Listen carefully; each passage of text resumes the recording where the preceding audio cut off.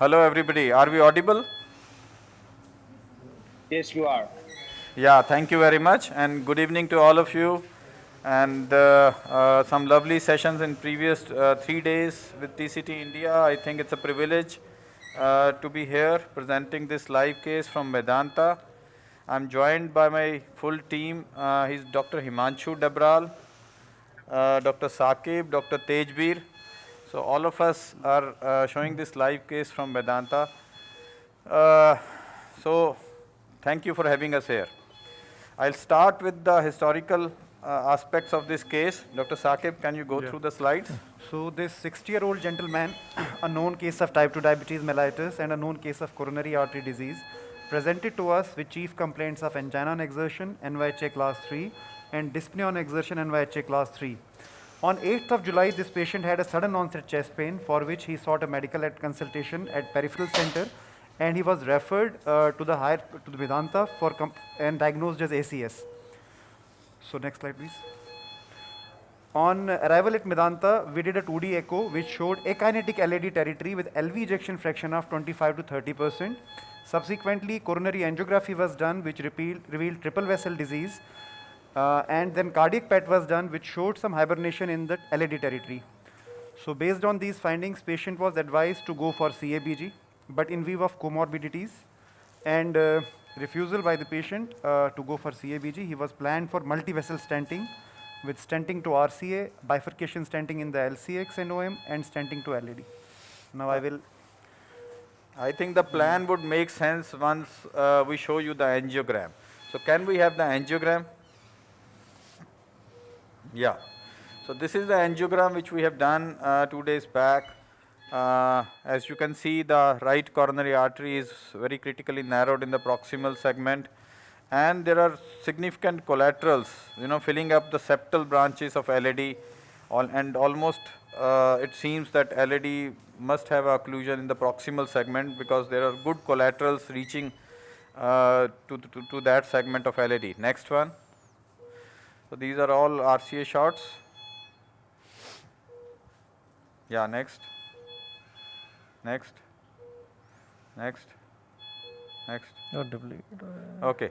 And this is the left system. Okay. So it's extensive disease. Next. Okay. Next. Okay. So this is LAD, 99% subtotal occlusion. There is some thrombus in the mid segment, and the distal segment is very faintly visible. TIMI 1 flow. Come back. 1. Yeah. And this is areocaudal view, also showing us there's a significant and critical disease in the circumflex also, and the upper obtuse marginal is also ostially narrowed, plus there is a critical narrowing in the circumflex also.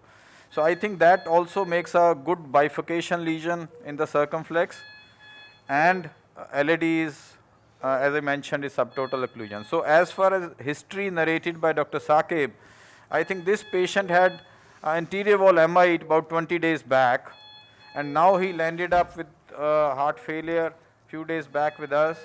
So we stabilized this patient. On echo, LAD was fully akinetic. We went ahead with the PET cardiac. It showed a significant hibernation in the LAD. We discussed all the options with the patient and patient's family, CABG, as it's a triple vessel disease, extensive disease. but at no point family was ready for surgical intervention. So we are all here, and also we discussed with our surgeon. Since LAD was akinetic and EF of around 25%, they were also not very keen going ahead with that. But since there is a hibernation, we are all set to show you the revascularization plan. So can we have some inputs from the panel here, and then we show how do we plan and how are we going ahead? Well, that's an excellent case with a lot of points of discussion. One of the key things here is what are the hemodynamics of the patient, like a right heart cath, cardiac output, and whether it has a presence of a thrombus in the LV, and what the peripheral vasculature looks like in case you need support. That's part one. The second thing is whether you're going to do most of the revascularization in one setting. Second is what areas are viable, and if you're going to stage, how you're going to start. So I will pass it over to Sanjog just for a very quick comment so that we can let you work, because that's the most important part of the live case, not us talking, but you doing the work.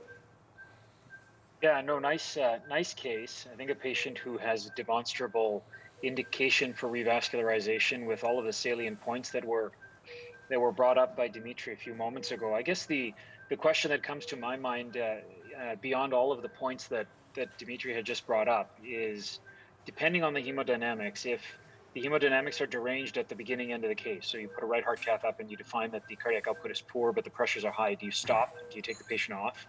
Optimize? Or do you go ahead? Are you going to use mechanical circulatory support, or is it a secondary access when doing the case? And then are you going to start with the LAD, because arguably if it's already hibernating and you're not encumbering anything, you're not going to have much in the way of injury to the myocardium if you get into trouble. You're going to go after the RV first, or the RCA first, because it's arguably the biggest bang for your buck and gives you the biggest backup. Yeah. So I tell you about the hemodynamics. The patient had been clinically stable for last few days, although we have been diureting the patient and getting him decongested. At X-ray showed mild congestion.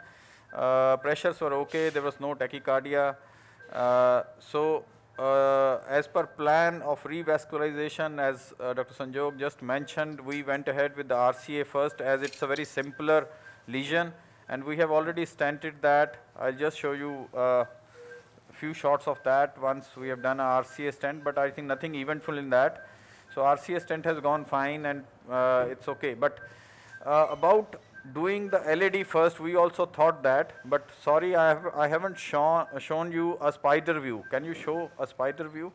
There is a osteal involvement of the LAD also.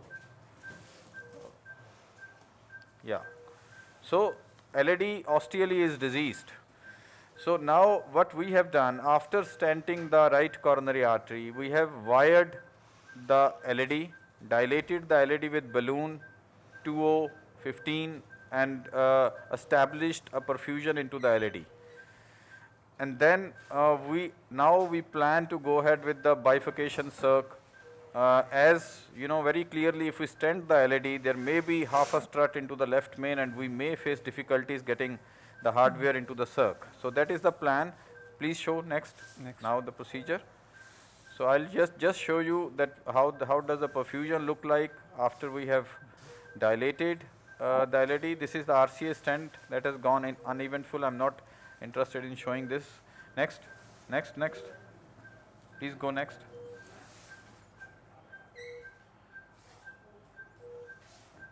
Okay, next. There was slight issue wiring the LAD at one point, but again nothing, not a big effort. So wired the LAD, then wiring the circ, then dilated the LAD to maintain a perfusion. Next. Okay, so this is that balloon dilatation of the LAD is not visible, but I'll show you how it looks after the balloon dilatation.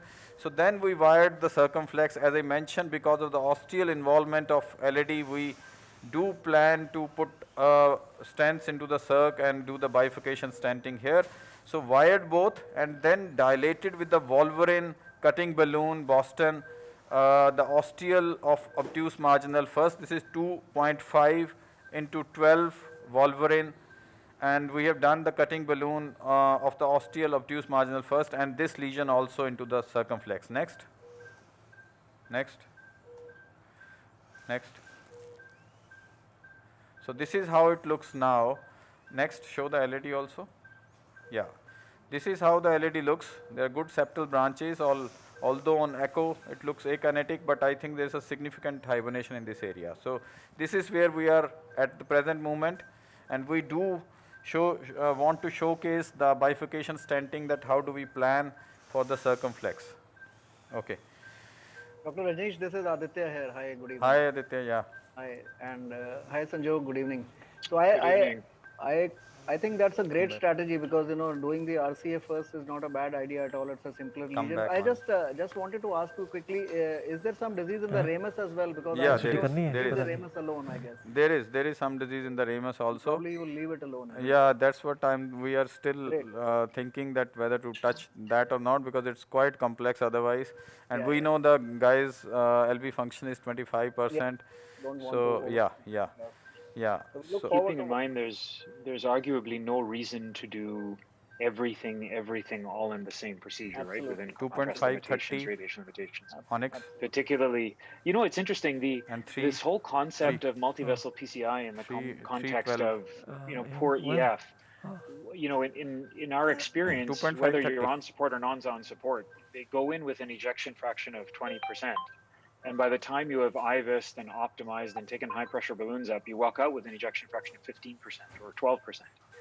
And that's directly indexed to the number of vessels that you're doing and how well you're hemodynamically optimized at the beginning. So you can make the argument that if the ramus is certainly diseased, but there's nothing in front of it, and your bifurcation stenting is limited to the circumflex territory, or you're going after the LAD and you've done the right, then there's nothing wrong with keeping the guy in hospital for a couple of days, bringing him back, staging the other two vessels. If you're on support, it's a slightly different discussion, I think. Any thought to have been putting up a right heart cath and monitoring the pulmonary pressures during the case to try to define whether or not your hemodynamics are changing?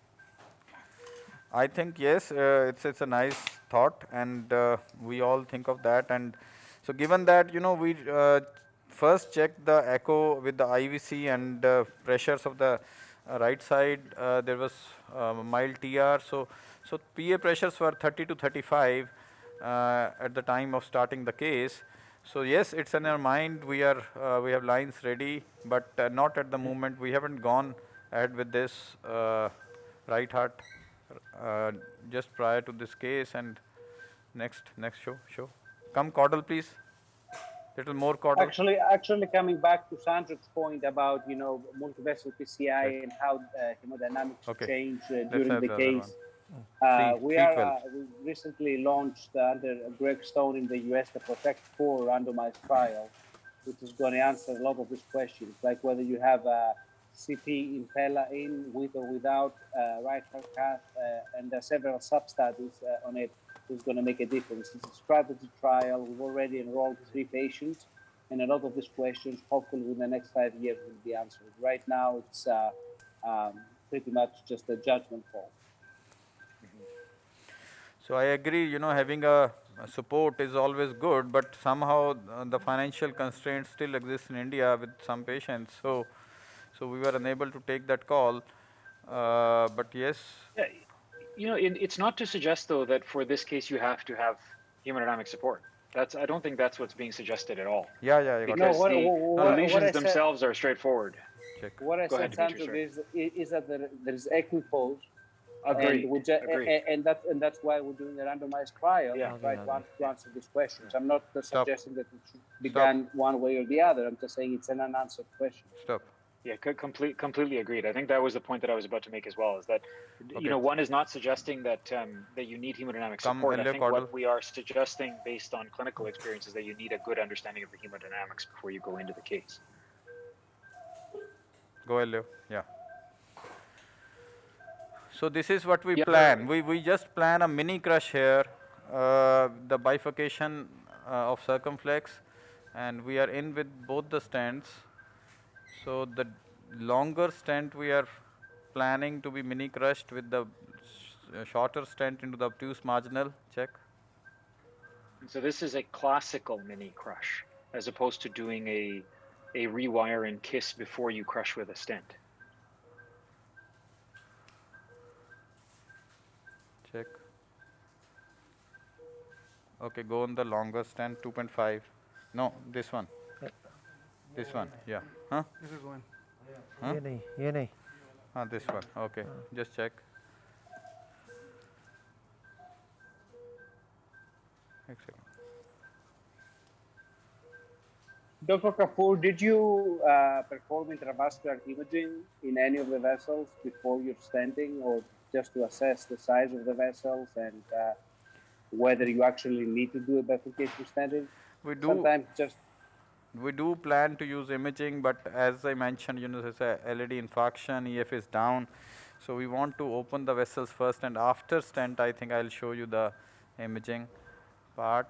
I'm sorry we didn't use it prior because of the slightly borderline hemodynamics, although it's okay, stable, but still, with the recent infarct and, okay, go on this 2.5. Yeah, go up. 6, 8. 10, 12, 14, down. Come in this area caudal.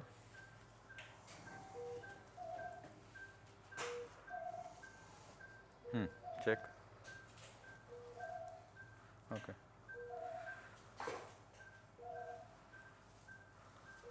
I guess the challenge without intravascular imaging here is the stenting strategy that you've chosen. There's a pretty good going size mismatch between the proximal part of the circumflex go up and again that branch. on the same, right? on the same. So depending on what your 10, stent strategy and your stenting 14, platform 16. is, you've got to make sure Down. that you can actually expand your proximal stent to address the size needs of the proximal circumflex as well as into that first OM. Check. Okay, so this is one stent we have adequately dilated. We're going to take this wire out. Okay, let's now fix the other stent. Check. Okay, give me caudal, please. Okay, keep it here, keep it here. Come back. थोड़ा कम Yeah. Caudal. Okay. Yeah, I agree. There is a discrepancy in the size here. The proximal circ looks much bigger. And so we have taken a 3O stent here, although I was thinking 2.75, and we do plan to just deploy it at a lower आगे जाओ pressures, 5 or 6 atmospheres, and then dilate inside. Check. And what's the platform of stent that you've chosen? Onyx. Both the stents are Onyx. So they have good expansibility, we know. Go up. 4. actually, for the audience, that's a very important point, because you need to know 6. what stent you're using, because not all stents can Down. be post-dilated to the same degree. So it's critical knowing which stent you're using. Yeah. Because, for example, a 2.5 Zions will not go to the same size as, for example, a 2.5 Synergy. So you really need to know how much you can expand your stents. Yeah, so I think with Onyx also we are pretty comfortable that it can go up higher in size. The 3 can go up to 4 easily. So I don't think that problem is with the Onyx. See, this is how it looks once we are deployed. So still I agree that proximal circ looks almost 3.75 to 4.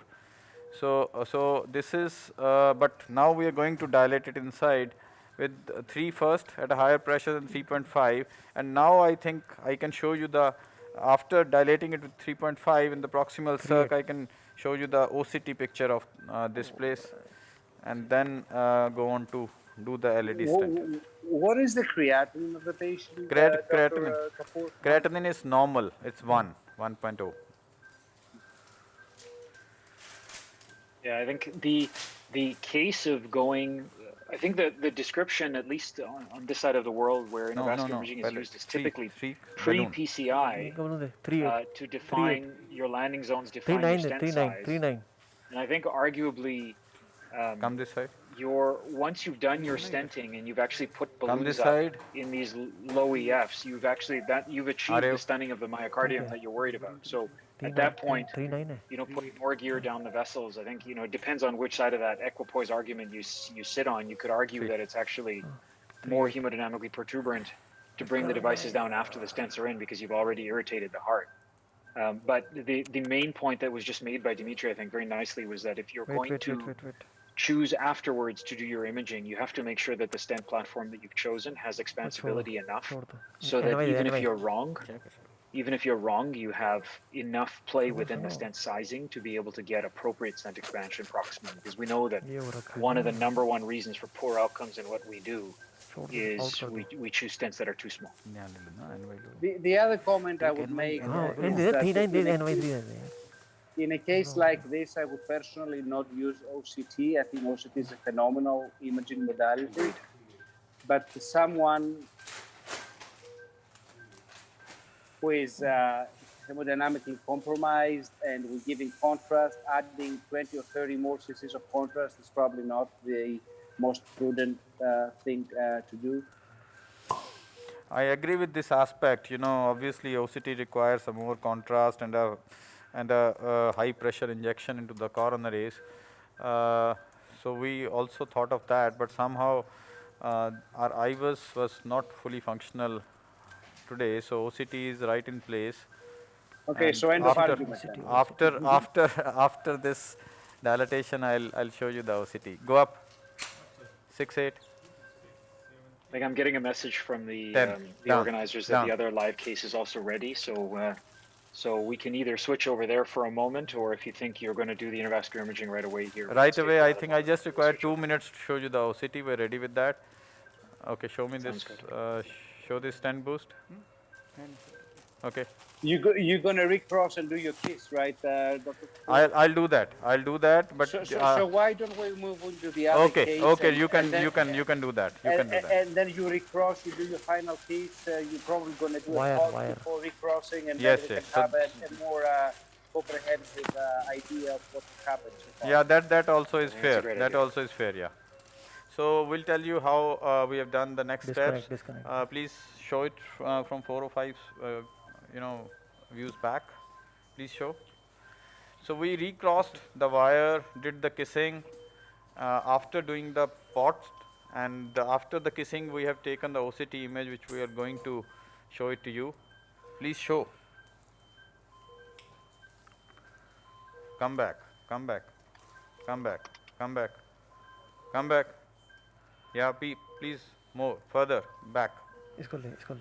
Further back. One more back. Yeah. So this was here. Once we stented, I did the pot with 3O balloon at 22 atmosphere for the proximal edge, and then recrossed. Next. Yeah. So this is a wire recrossed. Next. And then this is a kissing with 2.5 into the.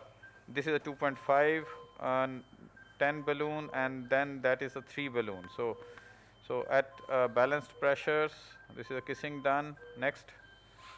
And then can you run the OCT image, Gaurav? So after this, we have done the OCT. Yeah. So is it visible? OCT is visible on your screen? Yeah, we can see it. Yeah. Come back, keep coming back, Gaurav. Okay, so this is the distal edge. A very minor dissection at 2 o'clock, but I think it's very small, and it looks well opposed, well expanded. And this is the lumen of the other branch across through the strut. Yeah. Next, please come back.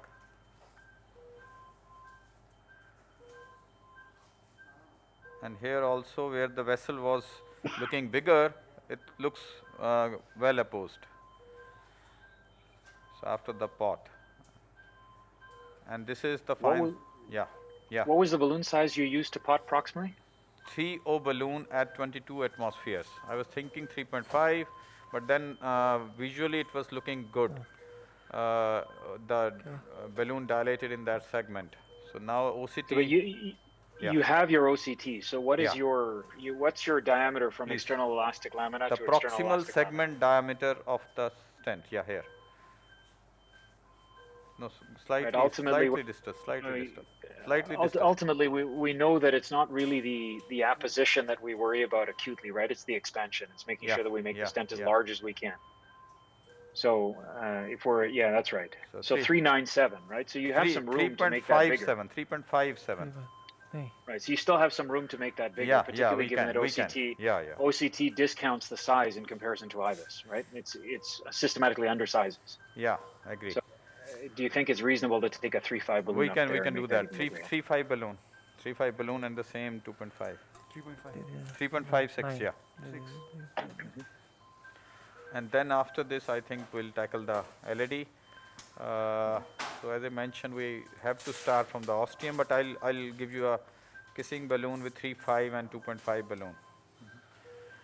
You know what's happening? So it's not only 3.5 with the 3.0 balloon with pot. We have also given a cumulative 2 balloon dilatation. So that is probably that's the reason it looks well opposed, but I think we can do 3.5 and then do the kissing again.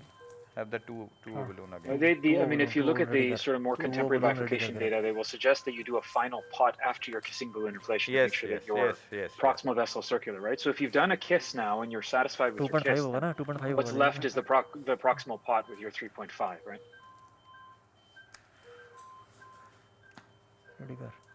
I hate to disagree with you, Sandrik, but I don't buy into this final pot. I know there are some serious studies and so on and so forth that if you make it circular, you may have some advantage, but I'm not really convinced. So I don't routinely do a final pot. I think the most important thing is to do a pot before you recross, so that you make sure that that you recross at the right spot. Show the Dimitri, for what it's worth, I never used to do that proximal pot as well. It's been real great working with Vlad Javik here, who's a bifurcation expert, part of a lot of those larger trials. And what I've noticed with him on imaging, 12 down. When I have not done the proximal pot, it's not so much that the stents aren't opposed; they look great, but that there are stent struts that are pointing downwards into the lumen between the joint point of the two balloons. I don't know if that makes a difference because the minimal lumen area is pretty big, right? But I've convinced myself that if you don't have that and you can create that with a single balloon that you probably have open already on the table, there's nothing wrong with doing that. Okay, go on 2. 2, 4, 6, 8, and 3.5. 2. Although for the record, that's not as visible on IVUS as it is on OCT. 3. Down. So we have done both the steps. So I agree there is some debate that to end with the final kiss. So I have done pots and then the final kiss. Pot again done with 3.5 at 14 atmospheres, and then the kiss again with 3.5 and 2.5. Please show the kiss again. And now I'll show you the angiographic view. May not do the OCT again. So it was not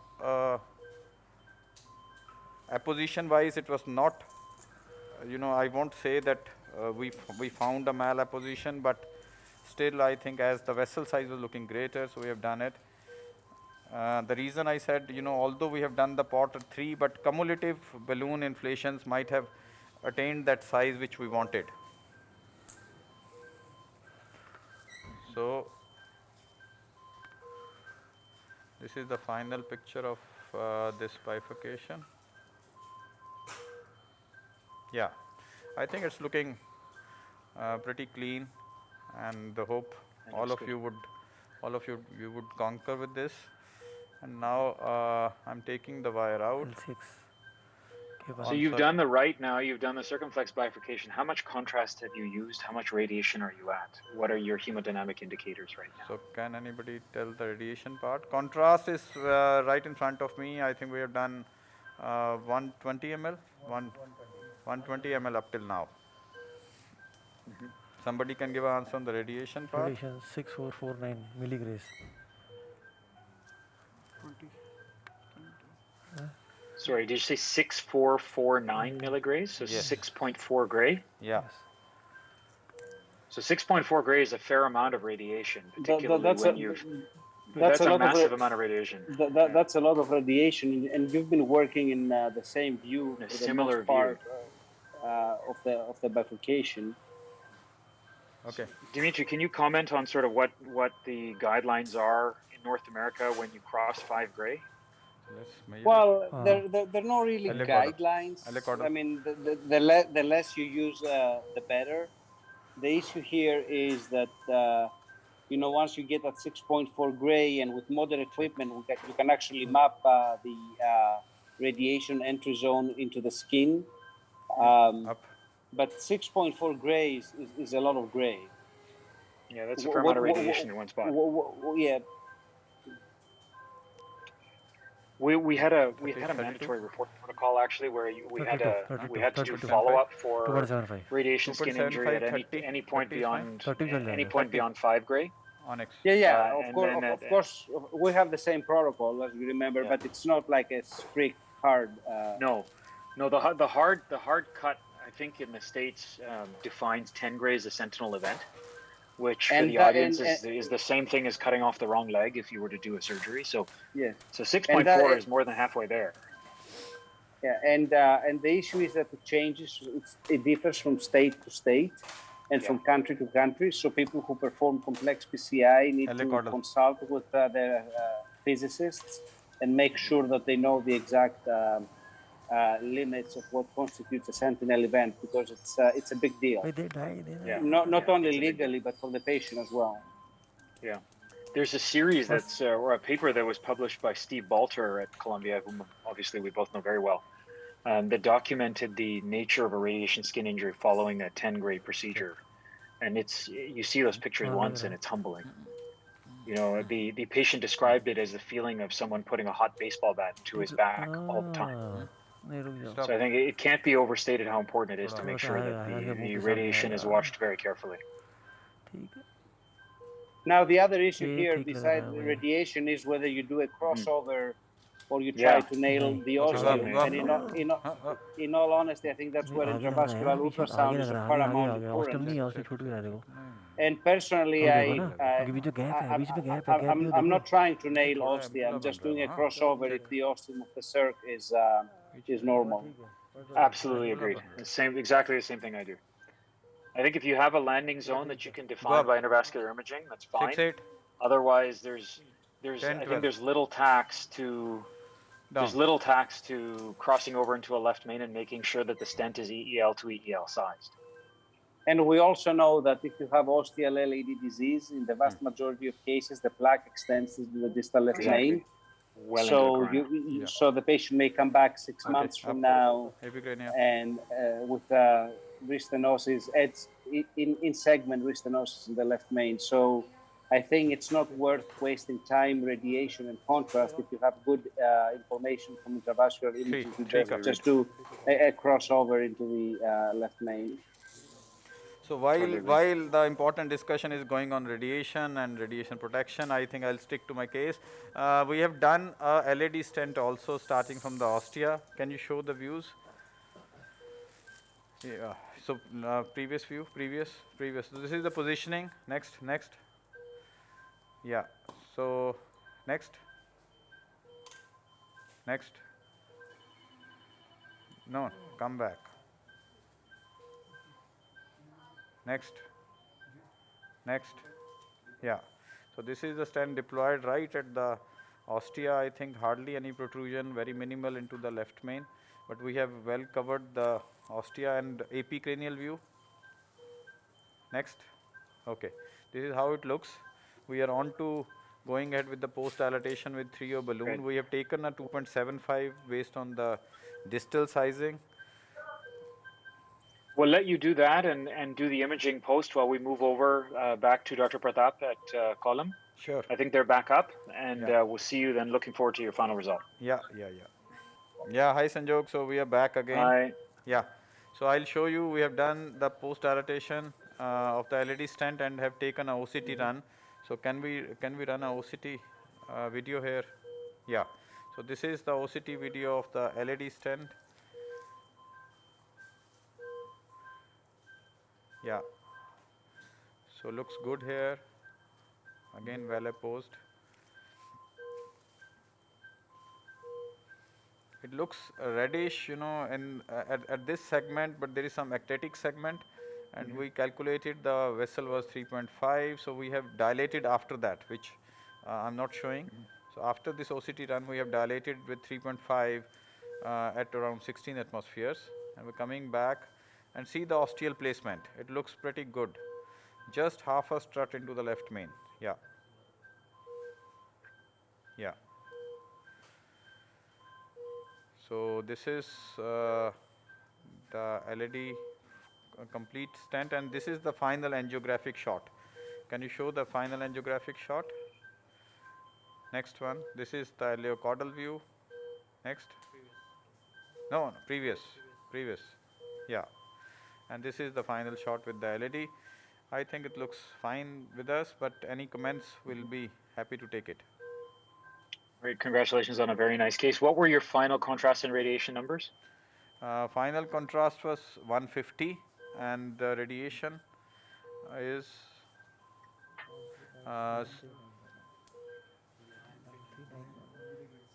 9391. So almost 10 gray. Yeah.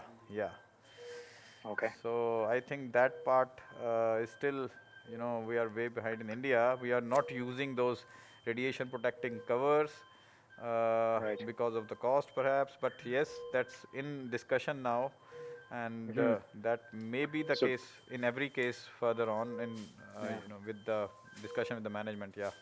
A very, very nice coronary result, probably worth following the patient up post-operatively in 6 to 8 weeks to make sure that the skin is healing, and I look forward to understanding what a repeat echo would look like in him to see with better flow down the LED whether or not that anterior wall wakes up. Yeah, I think that's an excellent result. I would say that you should extend the follow-up for radiation injury beyond the 6 weeks. So you do it at 6 weeks, and then make sure for at least a year that you follow the patient periodically, and that you avoid any non-critical any more procedures. Right. Yeah. Right. There's if you're absolutely pushed in the setting of STEMI or something along those lines, learned this from Dimitri. You can take a rad pad, cut it out, and place it over the area where you radiated previously, so that you don't radiate over that area, and then choose a different angle. But I think at 9.39 gray, I think it would be important to avoid any additional procedures. Certainly, staging that ramus, these kinds of things, would not be a procedure you would do for the foreseeable future while this patient's skin declares itself. Right. Well taken. Yeah. Thank you very much. Yeah, great to be here. Thank you. Congratulations on an excellent result. Thank you from all of us from Medanta. Thank you. Congratulations. Thank you for having us. Congratulations on an excellent result. Thank you. Bye.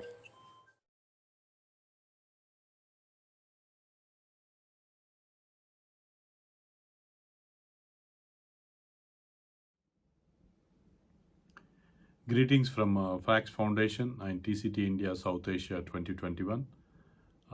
This live case learnings is regarding the management of a multivessel PCI in ACS and post-MI scenarios, which was demonstrated by Dr. Rajneesh Kapoor from Medanta Hospital, Delhi. In this acute coronary syndrome and recent anterior wall MI patient with LV dysfunction, EV of 25%. The RC had a tight proximal disease, which was very focal.